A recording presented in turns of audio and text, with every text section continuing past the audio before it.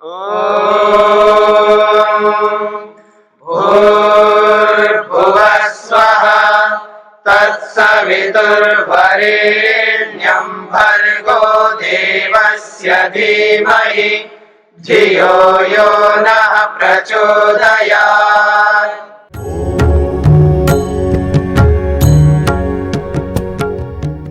ओम।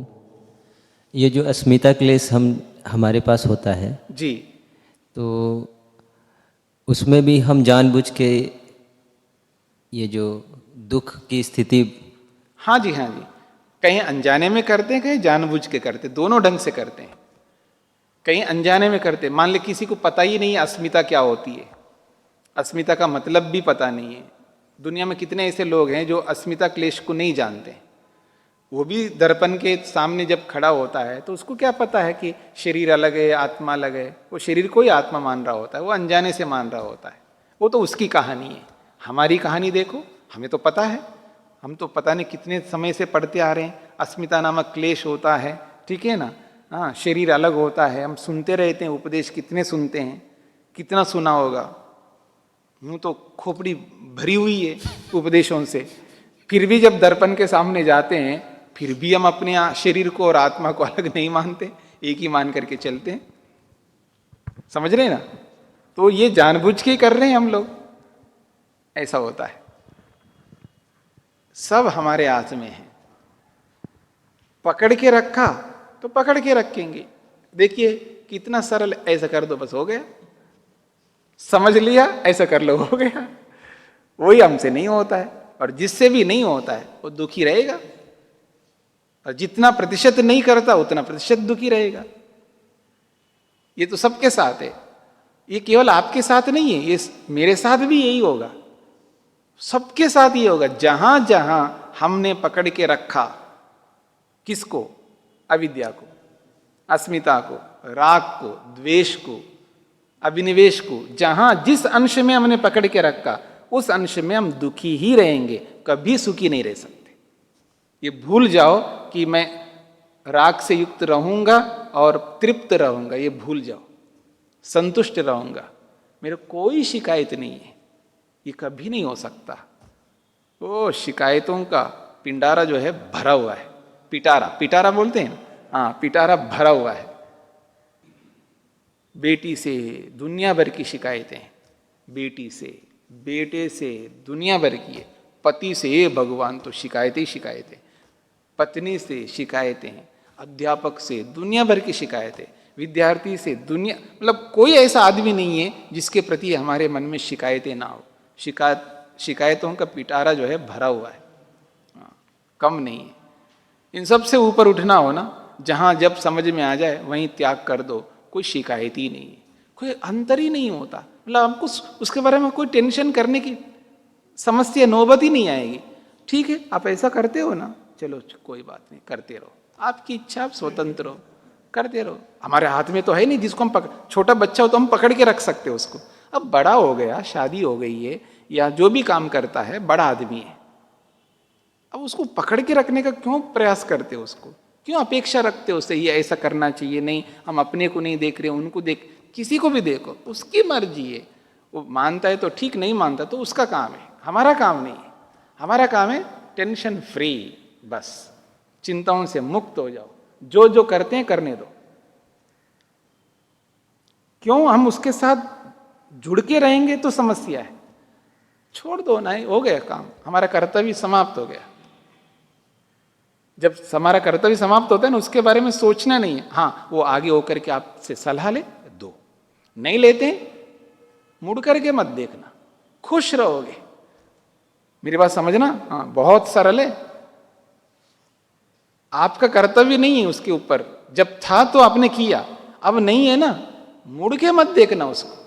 अगर वो खुद आकर के आपसे पूछे, बिल्कुल देना सलाह, नहीं पूछता है तो उसको मुड़ के मत देखना, तो बहुत खुश रहोगे। नहीं तो दुख ही दुख रहेगा, चिंताओं से ग्रस्त रहोगे। क्या करे साहब, ऐसा साहब, ऐसे साहब, वो साहब, अरे इसी में रहेंगे क्या? ऊपर उठो थोड़ा सा, समझ रहे ना, थोड़ा ऊपर उठो, आगे बढ़ो, तभी आनंद आएगा। तभी इसको पढ़ने का मतलब है, इसको पढ़ने का मतलब तभी होगा। थोड़ा हृदय को विशाल बनाना पड़ेगा, दिल को बहुत मजबूत बनाना होगा, पत्थर का दिल बनाना पड़ेगा। और मैं एक मोटी भाषा में कहा करता हूं, थोड़ा निष्ठुर बनाना पड़ता अपने आप को। निष्ठुर समझते हैं ना, निष्ठुर, कठोर बनाना पड़ता है। अब संबंध मतलब कर्तव्य पूरा हो गया ना, तो थोड़ा निष्ठुर होना का, आपका काम आप जानो बस। जब बात करोगे तो बात करना, नहीं करोगे तो कोई बात सोचना नहीं है, अपेक्षा मत रखना कि बात ही नहीं करते हो, कोई बात नहीं। कर्तव्य से जब ऊपर उठ जाते हैं ना, तब उसके बारे में सोचना नहीं। हाँ, जब तक कर्तव्य है पूरा निभाओ। ऐसे चिपके रहो जैसे बंदरी जो है चिपकी रहती है, कोई समस्या नहीं है। जब तक आपका कर्तव्य है, उस कर्तव्य को निभाने के लिए ऐसे चिपके रहना जैसे बंदरी जो है चिपकी रहती है। और जहां कर्तव्य पूरा हो गया, ऐसे छोड़ देना, ऐसे छोड़ देना। कैसे? मतलब कोई उदाहरण देना पड़ेगा ना आपको। वो तो बंदरी का उदाहरण दिया, हाँ, बंदर का उदाहरण ले लो। जैसे आया छोड़ के चली जाती। हाँ, मतलब बंदर जो है ना, फल तोड़ता है, कच्चा है, देखते है कच्चा है, फेंक देता है, पकड़ के नहीं रखता। ठीक है ना? बंदर जो है ना, बंदर तो बंदर होता है, उत्पात मचाता है। वो थोड़ा सा भी लग गए ना, उसको तोड़ देगा और खा के देखता है, मतलब क्या नहीं है, कच्चा है, जैसा भी है, फेंक देता है, पकड़ के नहीं रखता। तो वो समझ में आ गए? ऐसा छोड़ दो जैसा कि बंदर छोड़ देता है। और जब तक कर्तव्य है, ऐसे पकड़े रखो जैसे बंदरी पकड़ के रखती है। बंदरी जो है ना, मरे हुए बच्चे को भी ऐसे पकड़ के रखती है। कभी देखा आपने? हे भगवान, ऐसे पकड़ के रहती है, ऐसे पकड़ के रहती है। मोह का, राग का पराकाष्ठा कहीं देखना हो तो बंदरी में देखना, और कहीं देखना हो तो ये मधुमक्खियों को देखना। राग और द्वेष दोनों को देखना हो तो, एक ही जगह दोनों को देखना हो तो मक्खियों को देखना, और एक देखना हो तो बंदरी को देख लेना। तो ये बात है, यही बात यहां का कही जा रही है। समझ जैसे पैदा हो जाता है, जैसे कर्तव्य समाप्त हो जाता है, ऊपर उठ जाना पड़ता है व्यक्ति को। हाँ जी। ओम जी। स्वामी जी, जिसको आश्रम व्यवस्था का पूरा ज्ञान है, इस आश्रम में मुझे छोड़ना है, तो आश्रम का ज्ञान तो है उसको, और फिर छूट नहीं रहा, तो उसको राग कहेंगे कि फिर उसमें भी अविद्या कहेंगे? विद्या का तो उसको पता है, अगर भाई ऐसे ऐसे छोड़ना है, शास्त्र का ज्ञान है, लेकिन उसको फिर राग कहेंगे, नहीं छोड़ रहा तो नहीं, छूट नहीं रहा है, हम छोड़ नहीं रहे हैं। हाँ, छोड़ ही नहीं रहा, वो प्रबलता के कारण है या उसमें राग है? वो रागी, राग कहो उसको, अविद्या कहो उसको, आप मोह कहो उसको, माया कहो उसको, एक ही बात है। शब्दों का कोई भी बदलाव करके कोई ना कोई शब्द रख लीजिएगा, उसमें कोई अंतर नहीं आएगा। अंततोगत वो अविद्या ही है। अविद्या है, इसलिए वो त्याग नहीं कर रहा। अविद्या नहीं होती, जिसको मैं मोटी भाषा में कहूं, मूर्खता नहीं होती, तो क्यों पकड़ के रखता है? पकड़ के रखा है, इसका मतलब मूर्खता है, अर्थात अविद्या है। अविद्या यदि हट गई तो कौन पकड़ के रखेगा? कौन सा ऐसा मूर्ख होगा कि ये खाने योग्य नहीं, इसको खाने लग रहा हूं मैं? अरे मतलब क्या है? जब ये खाने योग्य है ही नहीं है, क्यों खाने लग रहा हूं मैं इसको? क्यों बार बार मुंह में रख रहा हूं इसको, जब मेरे को पता है इसको नहीं खा सकता, इससे मेरी भूख नहीं मिट सकती, फिर भी इसको खाता जा रहा हूं। समझ में आ रहा है ना? क्यों ऐसा कर रहा हूं? क्योंकि मूर्खता है, अर्थात अविद्या है। और जब अविद्या हट जाए तो क्यों मैं पकड़ के इसको खाने लगूंगा? हटा दूंगा, हटा दूंगा, ऐसा करेगा आदमी। ये वास्तविकता, वास्तविकता तो इतनी सी है और कुछ नहीं है। चलें जी, प्रश्न, माइक।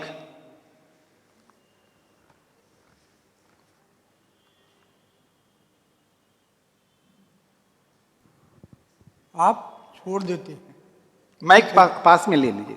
ये अपना कर्तव्य पूरा हो गया, जिम्मेदारी पूरी हो गई, छोड़ दिए, चल दिए, लेकिन आपके घर वाले या आपके और जो परिजन हैं वो छोड़ना नहीं चाहते हैं। और सबसे बड़ी बात है कि आजकल मोबाइल फ़ोन है, वो बराबर जो टन टन टन टन करके आवाज़ आती है, तो उसमें थोड़ा तो राग नहीं रहते हुए भी राग होता है और छोड़ना थोड़ा कठिन हो जाता है। बार बार लोग बुलाते हैं, उस हालत में क्या करना चाहिए? ठीक है, आप उन्हीं बातों को दोहरा रहे हैं, उन्हीं बातों को बदल बदल करके आप लोग प्रश्नों के रूप में प्रस्तुत कर रहे हैं। आप कितने ही समाधान करते जाएंगे ना, उन्हीं बातों को फिर बदल बदल करके आप कोई ना कोई प्रश्न के रूप में उपस्थित करेंगे। सीधी सी ये बात है कि जहां हम नहीं कर सकते, जहां हमारी आज वो शक्ति नहीं है, वो सामर्थ्य नहीं है, उसको तो छूना मत। मेरी बात को समझ लेना। जहां हमारी शक्ति नहीं है, जहां हमारा सामर्थ्य नहीं है, जिसको आज हम नहीं कर सकते, उसको तो छूना मत। लेकिन आज जिसको हम कर सकते, उसको पकड़ो, उसको छू लो, उसको समझ लो, उसको छोड़ते जाओ। हमारी प्रवृत्ति क्या रहती है? जिसको हम कर नहीं सकते उसके लिए जोर लगा रहे होते हैं, और जिसको कर सकते उसको ध्यान नहीं दे रहे होते। तो आप अपने आप सामने आ जाएगा आपको कि क्या क्या आपके सामने है जिसको आप छोड़ सकते हैं आसानी से, सरलता से। उसका लिस्ट बना लो, तो बहुत ढेरों आपके सामने आ जाएंगे, बहुत लंबी लिस्ट बन जाएगी जिसको आप आसानी से छोड़ सकते हैं। उसमें मेहनत नहीं हो रही है। और जिसको आप छोड़ नहीं सकते उसके लिए मेहनत क्यों कर रहे हो, उसके लिए क्यों विचार कर रहे हो? वो बहुत बाद की बात है। तो पहले जिसको आप त्याग कर सकते हैं ना, उसका लिस्ट बना लो ना। आज आप लाख रुपए नहीं दे सकते, अरे 100 रुपए तो दे सकते हो ना। 100 रुपए क्यों नहीं दे रहे हो? मेरी बात समझ में आ रही है ना? आज आप लाख नहीं दे सकते हो, मानता हूं, 100 रुपए तो दे सकते हो ना। तो 100 रुपए भी नहीं दे रहे हो तो 100 रुपए देने लग जाओ ना। जब लाख रुपए देने का समय आएगा तब दे दोगे। ठीक इसी प्रकार से जो आज हम कर सकते हैं उसको देखो, कहाँ कहाँ हम कर सकते हैं, उसको लिस्ट बना लो। अरे ये नहीं कर रहा हूं मैं, ये नहीं कर रहा हूं, ये नहीं कर रहा हूं, ये नहीं कर रहा हूं, जो मैं कर सकता हूं मेरे हाथ में है, इसमें कोई परेशानी भी नहीं है, उनको करते जाओ। और जो नहीं कर सकते ना, मान लीजिए किसी को मैं कहूं कि घर छोड़ दो, आज नहीं कर सकता है घर छोड़ना, कोई बात नहीं, वो नहीं छोड़ सकता है, अभी ये सामर्थ्य नहीं है। पढ़ तो सकता है, पढ़ने का सामर्थ्य तो है। मेरी बात समझ लेना अच्छी तरह। भाई घर नहीं छोड़ सकते हो तो मान लेता हूं, कोई बात नहीं है, आज आपके पास इतना सामर्थ्य नहीं, आप छोड़ नहीं पा रहे, मान लेंगे। पढ़ सकते हो, सामर्थ्य है, आज है सामर्थ्य, कल जाकर के वो भी चला जाएगा, तब क्या करोगे? तो आज पढ़ने का सामर्थ्य तो पढ़ लो, जो जो सामर्थ्य आपको दिख रहा है ना वो करने लग जाओ, और जो नहीं है वो उसको बाद में देख लेंगे। तो आप लिस्ट बनाएंगे तो आपको अपने आप समझ में आ जाएगा, वो मेरे बताने से नहीं समझ में आएगा। आप खुद लिस्ट बनाते जाओ कि कहाँ कहाँ मैं नहीं कर रहा हूं जो कर सकता हूं, एकदम पता लग जाएगा आपको। ऐसे चलिएगा। सूत्र देखिएगा अगला, उसकी भूमिका क्या कह रही है? ननु भवतु उत्कृष्ट योनिम प्राप्य अपि ततः पुनरावृत्ति ही कार्यत्वात् नहीं कार्य शरणम स्थायी भवति किंतु कार्यानाम कारणे प्रकृतौ लयात् न स्यात् पुनरावृत्ति ही इति कारण लयात् कृतकृत्यता भवेत् मातु उत्संग प्राप्ति इव इति आकांक्षायाम उच्यते। कहते हैं प्रश्न के रूप में स्पष्ट किया जा रहा है, भवतु उत्कृष्ट योनिम प्राप्य अपि ततः पुनरावृत्ति। हम मान लेते हैं आपकी बात को, उत्कृष्ट योनि को पा करके दोबारा लौटना पड़ता है, इस बात को हम स्वीकार कर लेते हैं। क्यों? कार्यत्वात्, क्योंकि वो कार्य है। कार्यत्वात्, कार्य होने के कारण से कार्य हमेशा कार्य के रूप में बना नहीं रह सकता ना, वो नहीं रहेगा, कारण में पहुंचना पड़ेगा, उसको कारण में विलीन होना पड़ेगा, अपने मूल रूप में उसको आना पड़ेगा। तो उत्कृष्ट योनि भी एक कार्य है, तो हमेशा कार्य कार्य के रूप में नहीं बन करके रह सकता, उसको कारण में पहुंचना पड़ेगा। इसलिए कह रहे हैं कार्यत्वात् पुनरावृत्ति ही, दोबारा उसकी आवृत्ति हो जाएगी। नहीं कार्य शरणम स्थायी भवति, कार्य के शरण में जाना कोई बुद्धिमत्ता नहीं है, वो स्थायी नहीं होता है, वो परमानेंट नहीं है, क्योंकि वो कार्य है। अपने आप वापस कारण में जाना पड़ेगा उसको। किंतु कार्यानाम कारणे प्रकृतो लयात, हाँ, जब कार्य अपने कारण में विलीन हो जाते हैं, ना स्यात् पुनरावृत्ति, जब कार्य अपने कारण में विलीन हो गया तो दोबारा ना आए, वो पुनरावृत्ति ना हो उसकी। कहते हैं कारण लयात कृतकृत्यता, कार्य अपने कारण में लय हो जाता है, कारण में विलीन हो जाता है, उसी को कृतकृत्यता मान ले, भवेत, उसको कृतकृत्यता मान लेना चाहिए। उदाहरण दिया है, मातु उत्संग प्राप्ति इव, जैसे कोई मां के गोद में बैठता हो व्यक्ति या मां के गोद में आ जाता हो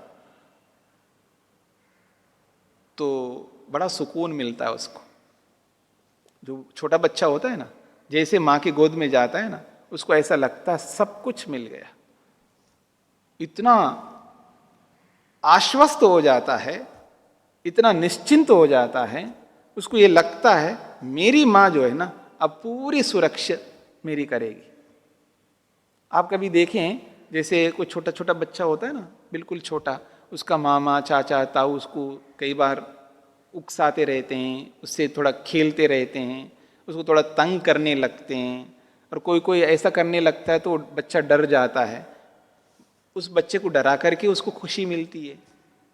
कई बार ऐसा होता है ना, चाचा मामा ताऊ इस तरह के लोग होते हैं, बच्चों को थोड़ा डराने लगते हैं तो बच्चे परेशान हो रहे होते हैं, दुखी हो रहे होते हैं, रो रहे होते हैं, और जब वो सामने आता है तो उसको दुख दिखता है, और जैसे ही वो माँ के गोद में जाता है ना, फिर देखना वो चाहे चाचा हो चाहे ताऊ हो चाहे कोई भगवान भी क्यों ना हो, वो ऐसा उसके ऊपर आक्रमण करता है गोद में बैठ करके। देखा आपने, ऐसे ऐसे करने लगता है वो, देखा होगा ना आपने कभी, माँ के गोद में जब होता है उसको अपने आप को लगता है मैं पूरा सुरक्षित हूं, बिल्कुल सुरक्षित महसूस करता है।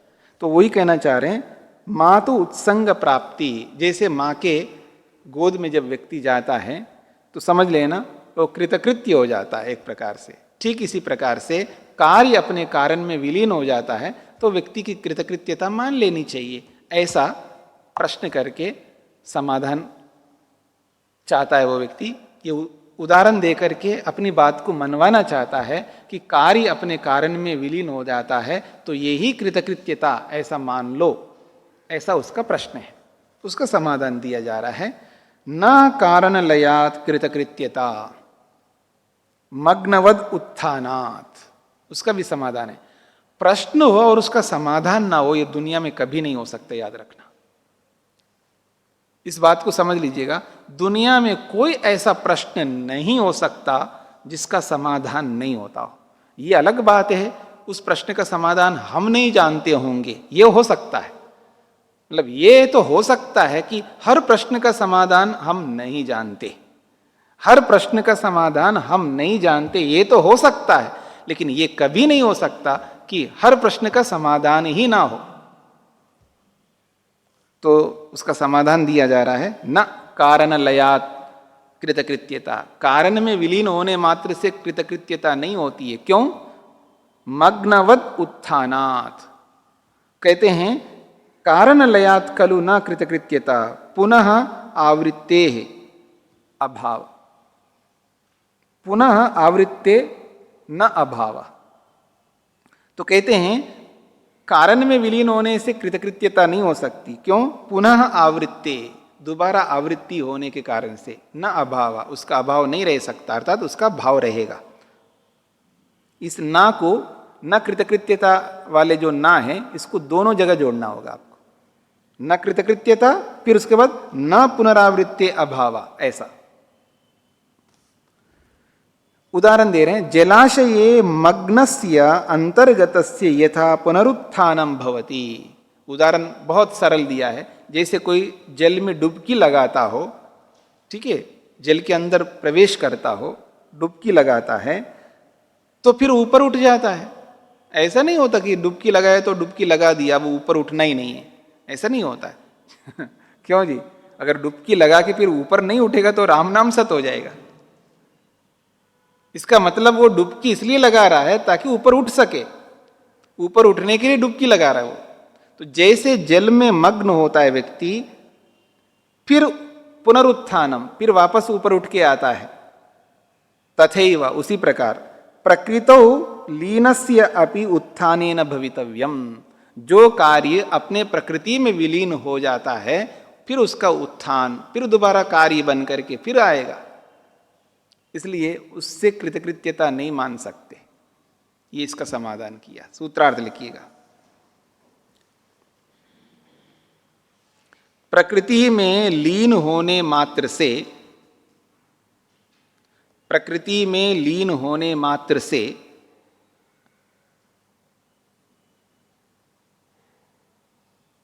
कृतकृत्यता नहीं होती या नहीं बनती। प्रकृति में लीन होने मात्र से कृतकृत्यता नहीं होती,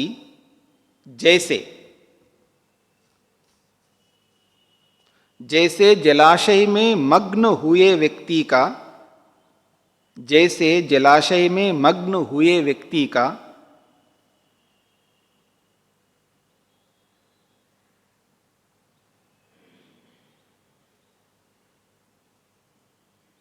पुनः ऊपर उठना होता है, पुनः ऊपर उठना होता है।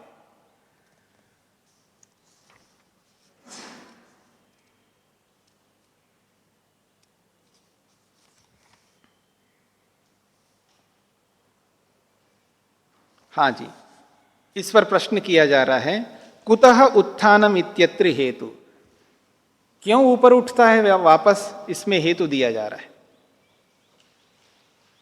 कुतः उत्थानम इत्यत्र हेतु, क्यों दोबारा उठना पड़ता है, यानी दोबारा उसको कार्य के रूप में आना क्यों पड़ता है। कारण में लय हो गया तो दोबारा कार्य क्यों बनता है, वो उसमें हेतु दिया जा रहा है। अकार्यत्वे अपि तद्योगः पारवश्यात्, पारवश्यात ये हेतु है, याद रखना। कहते हैं अकार्यत्वेपि तद्योगः पारवश्यात, प्रकृते अकार्यत्वेपि, प्रकृति जो है ये कार्य नहीं है, ये कारण है।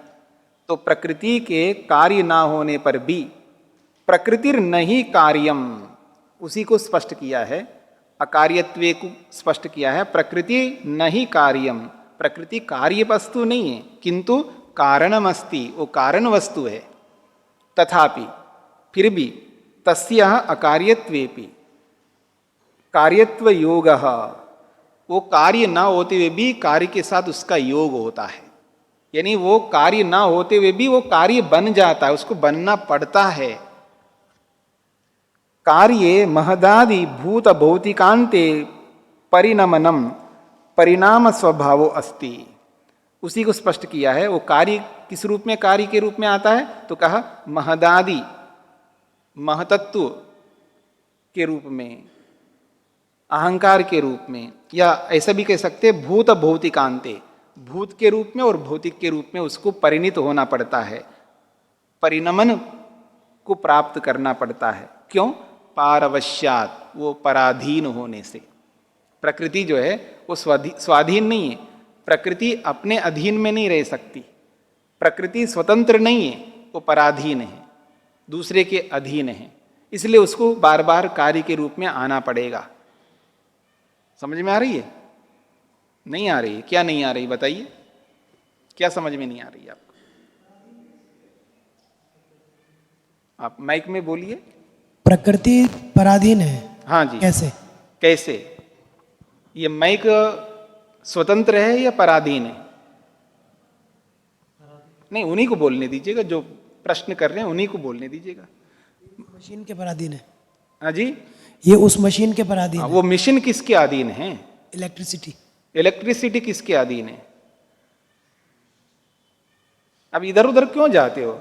आप सीधा बोलते ये माइक मेरे अधीन है, मैं बोलूंगा तब बोल पाएगी, नहीं तो नहीं बोलेगी। सीधी सी बात है। अब घुमा फिरा करके वापस वहीं आओगे आत्मा के पास ही आओगे ना। आप कितने घुमा फिरा करके जाओगे, वो अंततोगत्व आत्मा के पास ही आ जाओगे, आत्मा के अधीन है ना। जड़ वस्तु किसी चेतन वस्तु के अधीन होती है, ये सीधी सी बात है। तो प्रकृति तो जड़ है, तो किसके अधीन रहेगी? चेतन के अधीन रहेगी। इसलिए कहा पारवश्यात, वो दूसरे के अधीन है। तो कहते हैं परवशवर्तित्वात्, दूसरे के वश में होने के कारण से पुनः कार्य रूपे परिणता भवति, इसलिए दोबारा कार्य के रूप में उसको आना पड़ता है। कारण में चला जाता है, फिर वापस कार्य के रूप में उसको आना पड़ता है। क्यों? दूसरे के अधीन होने से। यह खलु परह, जो पर है, जो दूसरा है, जिसके अधीन प्रकृति है, ताम कार्ये परिणमयिष्यति, ताम प्रकृतिम, उस प्रकृति को, वो जो दूसरा है जिसके अधीन है, वो उसको कार्य के रूप में बदल देगा वापस। तस्मात् कारणस्य कार्य रूप परिणाम धर्मवत्वात्, ये जो कारण है ये कार्य रूप धर्म से युक्त होता है। हमेशा कारण कार्य रूपी धर्म से युक्त रहता है। कारण का मतलब प्रकृति को लेकर के चलना है। यहां पर यूं तो कारण बहुत बनते हैं, चेतन भी कारण बनता है, लेकिन उसमें कार्य रूप परिणाम वाला धर्म उसमें नहीं होगा, प्रकृति में ही होगा। तो इसलिए कह रहे हैं कारण जो है कार्य रूप परिणाम धर्म वाला होने से कार्य रूपे पुनः पुनः प्रवर्तनात्, इसलिए उसका धर्म होने के नाते बार बार कार्य के रूप में वो आता रहता है। पुनरुत्थानम भवति एव, इसलिए उसका बार बार कार्य के रूप में उत्थान, ऊपर उठना उसका होता ही है। न कारण लये कृतकृत्यता, इसलिए कारण में लय होना मनुष्य का इति कर्तव्य कभी नहीं हो सकता। मनुष्य की कृतकृत्यता नहीं बन सकती। उसको मुक्ति के लिए, मोक्ष के लिए, मुक्ति के लिए मेहनत करना ही पड़ेगा, ये कहना चाहते हैं। सूत्रार्थ, प्रकृति के कार्य न होने पर भी, प्रकृति के कार्य न होने पर भी, प्रकृति के कार्य न होने पर भी उसका कार्य रूप में, उसका कार्य रूप में परिणित होने का स्वभाव है। उसका कार्य रूप में परिणित होने का स्वभाव है। पराधीन अर्थात ईश्वराधीन होने से, पराधीन होने से अर्थात ईश्वराधीन होने से।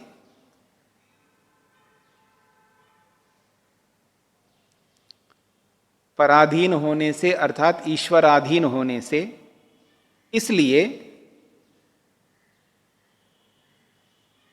इसलिए कार्य का कारण में लय होने मात्र से, कार्य का कारण में लय होने मात्र से,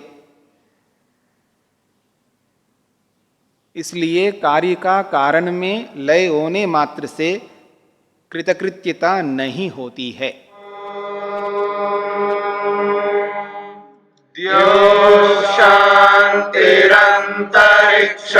शान्तिः पृथिवी शान्तिरापः शान्तिरोषधयः शान्तिः वनस्पतयः शान्तिर्विश्वे देवाः शान्तिर्ब्रह्म शान्तिः सर्वं शान्ति शान्तिरेव शान्ति क्षमा शान्तिरेधि। ॐ शान्तिः शान्तिः शान्तिः।